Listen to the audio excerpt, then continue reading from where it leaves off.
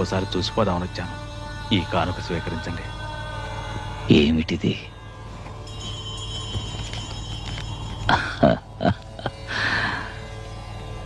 దీనివల్ల ఈ జడానికి ఏం ఉపయోగం? సర్వం తెలిసిన మీకు నేను చెప్పాలా? ఈ లోకంలో ధనం లేకుండా జీవించడం కష్టం అండి.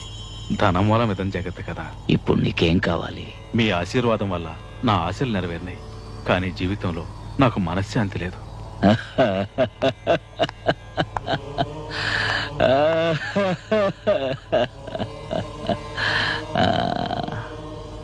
ధనమూలం ఇదం జగత్తని ఇందాకేగా అన్నావు. శాంతిని కొనుక్కో. ధనమంతా నీ దగ్గరే ఉంటే మనశ్శాంతి ఎలా ఉంటుంది? ఏదో నీకు కావలసినంత ఉంచుకొని మిగిలింది దానం చేస్తే మనశ్శాంతి దక్కుతుంది. డబ్బు దోచుకునేవాడికి ఎప్పుడు మనశ్శాంతి ఉండదు. పుణ్యం దాచుకునేవాడికి ఎప్పుడూ తోడుగా ఉంటుంది.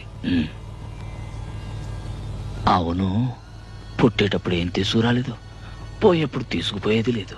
ఇక దేనికయ్యా నీది నాదన్న స్వార్థం? అయ్యయ్యో, వెళ్ళు వెళ్ళు. ఇదిగా దీన్ని తీసుకుని లేని వాళ్ళకిచ్చాడు.